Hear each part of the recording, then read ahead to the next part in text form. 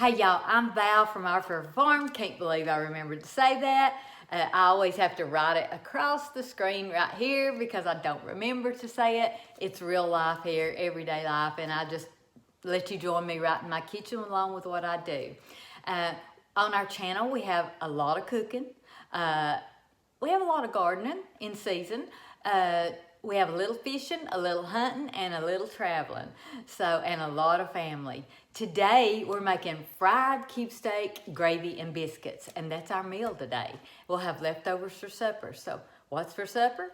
Cube steak, gravy, and biscuits. Let's get to cooking. So the first thing we're doing, and I've already added a little bit, is add some vegetable oil in our pan and get it hot.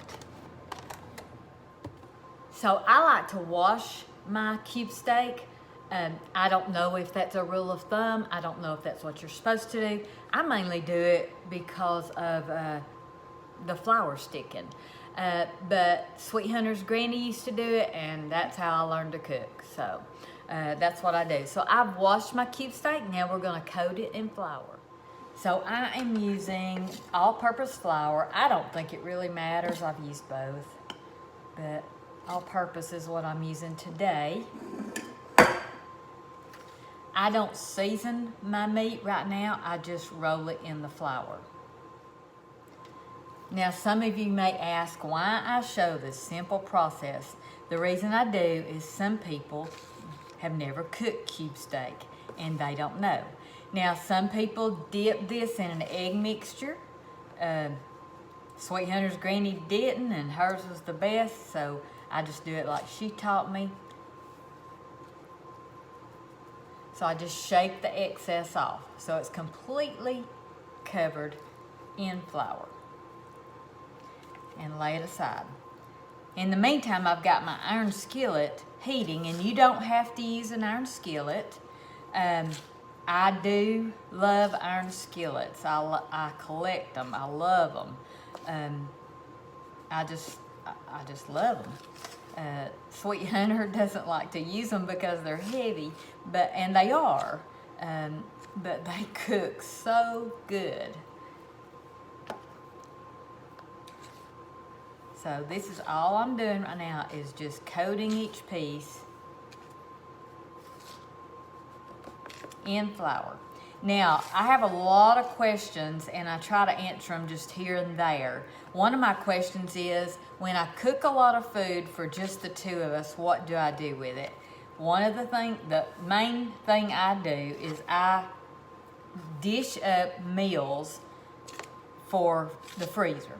And so, and I don't cook every day. I cook a lot, but I don't cook every day. So when I cook, I'm not used to cooking for just two people.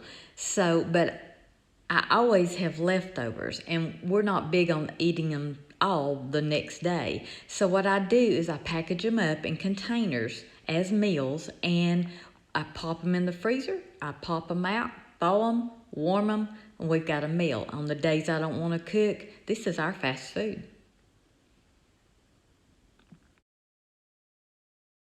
The other day I made beef stew, and I believe, if I'm not wrong, we had 6 little glass containers for the freezer. I also made a chocolate cake. I think we had 4 or 5 little glass containers with a couple of pieces each. Sometimes if I have paper plates, I'll put the desserts, the cakes, 1 slice per paper plate and freeze it in the freezer with a Ziploc. But I quit buying paper plates. So everything's so expensive, I quit buying them. So that's what I do with the leftovers. If there's not enough people here to eat it, I freeze it, I label it, I date it. And then when I don't want to cook, I pull it out, thaw it out. It's easy. Now you can see this is heating up. I'm going to actually turn it down some now and add the rest of my cube steak.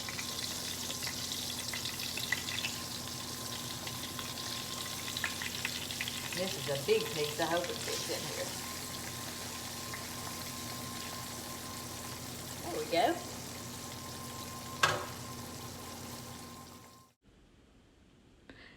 So this is the way I like to let it cook. I like for it to fry in the pan and get a good brown, crusty breading on the bottom. Now, if you're afraid it might stick, just run a spatula underneath it after it's cooked and got that breading cooked on the bottom. And it usually doesn't stick if you do it like that.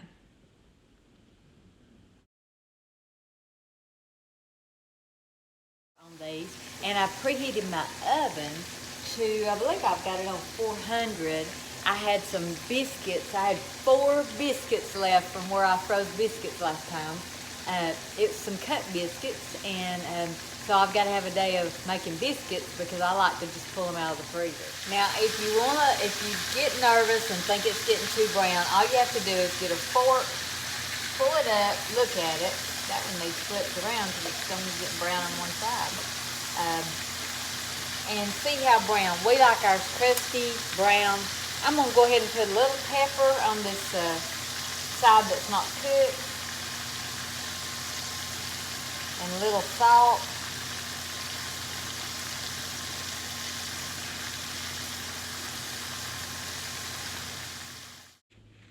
Now I feel like they're good and brown on the bottom, so it's time to flip them over.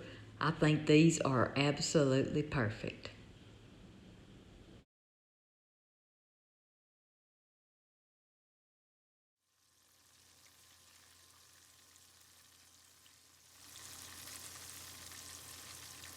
This is what you want it to look like. That one right there needs a little browning on the edge, but this right here is the way we like it. So as you can see, I'm taking the meat out of the pan. I've browned it on both sides. It's crusty. As long as you keep it moving in the pan, it won't stick to the bottom of the pan. And if it does, it's okay. Now, the little crusty pieces that you'll see in the pan, leave them in there because that is going to be delicious in the gravy we're fixing to make.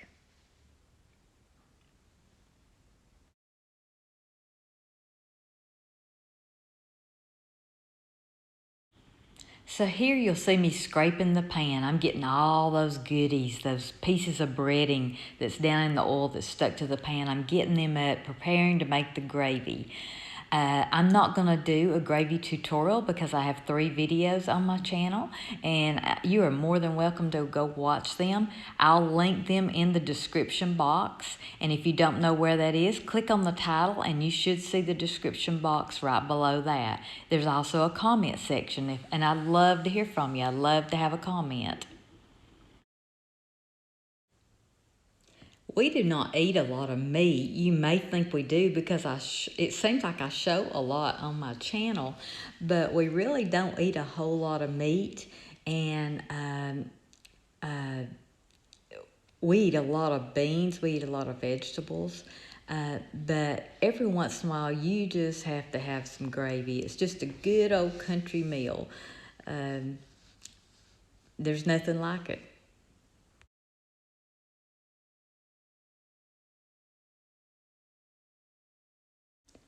I will tell you this, at this point we are cooking the flour. A lot of people don't realize you have to cook the flour. If you don't, I mean, it'll taste like glue. And another thing I'd like to tell you is don't give up on biscuits or gravy. A lot of people give up before they learn, and I think that's why I like to do this simple channel of teaching.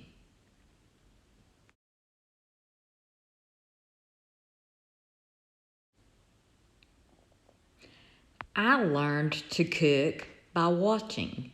Sweet Hunter's granny, she was not a teacher. She didn't stand and tell me how to do it and what to do, but she did tell me, or she did show me, and she didn't even realize it, and I watched. So if you really want to learn, it doesn't have to be me, but find somebody, find a mentor. And it can be on YouTube, and it can be me. That's my gift, is to share with others. And but if it's really a desire of your heart, the Lord will give that to you if you try. Back in my grandparents' day, gravy was a staple. Today, people don't like to eat it because it is not healthy. But, you know, if you have a balance on anything, it's good. So we do have gravy maybe once every couple of weeks, and it's delicious.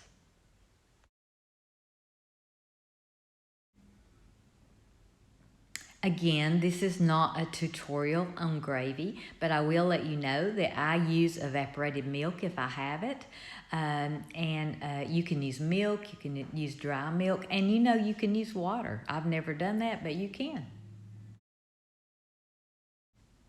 Now it's funny, I just said that because here you'll see me with a cup of water, adding water. I do use water to thin my gravy if it gets too thick. Sometimes when you add the milk, it'll cook too fast and it'll get bready, and you can thin it out with the water, and that works just fine.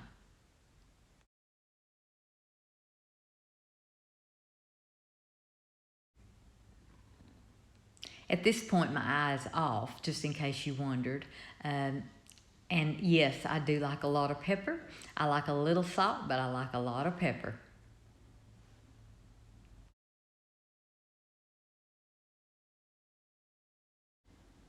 This is the consistency that we like it. Um, it's just delicious with cube steak and homemade biscuits.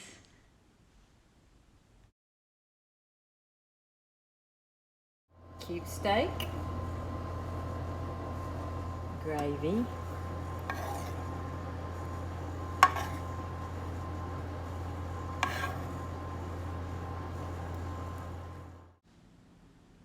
well, supper's ready.